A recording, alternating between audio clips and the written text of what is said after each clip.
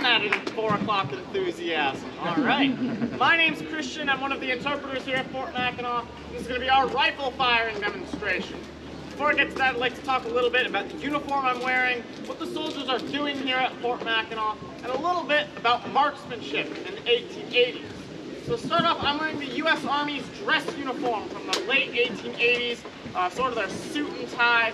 To be more specific, I'm wearing the dress uniform of the 23rd Infantry, of which Companies E and Company K were stationed here at Fort Mackinac from 1884 to 1890. Now they were here in theory to act as the caretakers of Mackinac National Park. That was our nation's second national park, which was located right here on Mackinac Island, with Fort Mackinac serving as its sort of headquarters. However, they're still active duty soldiers. They're not going to have very much time out for that national park, as they're going to be busy doing what regular active duty soldiers would have been doing just about anywhere across the country.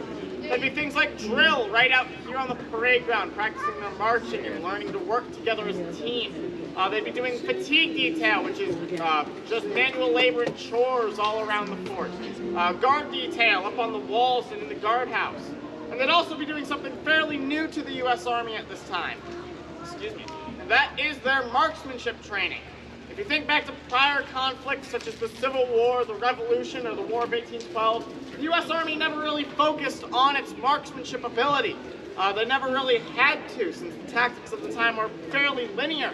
So you had a long line of men standing shoulder to shoulder, firing at another long line of men standing shoulder to shoulder. That's a pretty big target, and they're not really fighting at that far of a distance. Those smoothbores during the Revolution had a usual combat range of about 80 to 100 yards.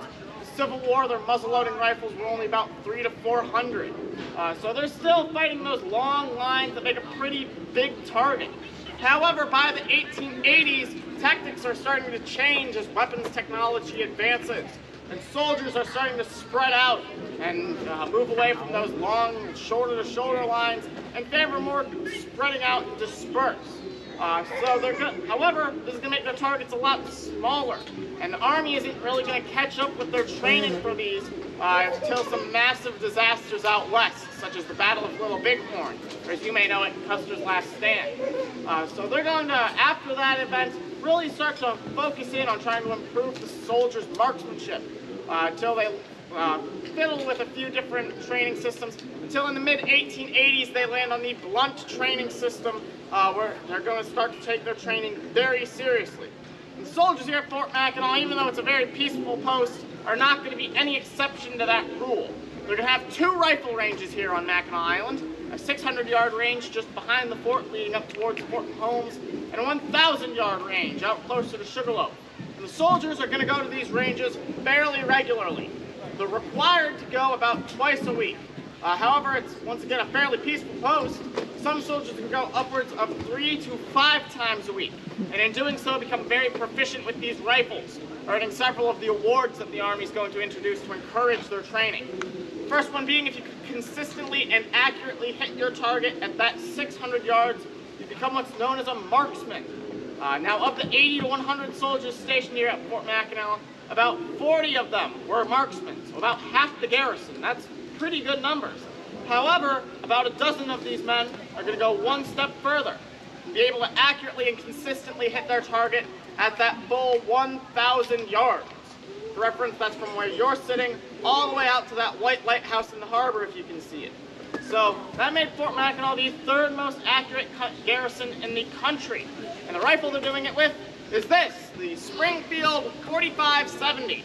First adopted in 1873, it's a fairly important rifle for the U.S. Army, as it is their first standard issue breech-loading rifle. So unlike the rifles of the Civil War, I will not have to tear a paper cartridge, pour it down the barrel, fiddle with a ramrod. Instead, all I need to do to load this rifle is pull back on the hammer, open the rising breech block in the back, pull out a fairly modern brass 4570 cartridge.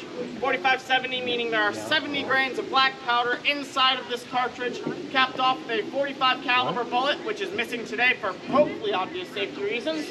However, once you put that in your breech, you are then good to close your breech block, pull your hammer back one more time, and you are ready to fire. A good, well-trained soldier could take 10 to 15 aim shots in a minute with this rifle, which is a substantial increase over those Civil War muzzleloaders' 2 to 3 rounds.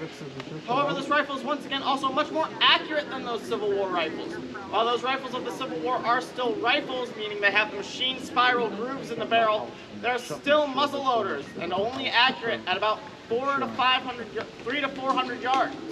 However, with this being a breech loader, we can size the bullet directly to the bore of the rifle, giving a much tighter grip on that rifling, sort of like throwing a nice spiral football pass, allowing for those, once again, 1,000-yard shots. However, I'm once again unable to show you my incredible accuracy with this rifle, as I am, for one, still using blanks for safety reasons.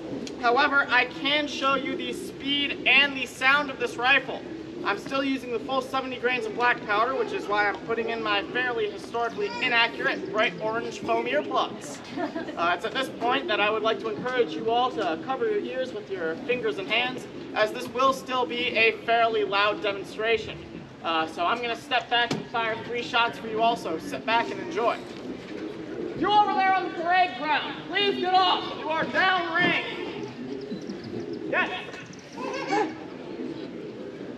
Preferably today. Preferably today.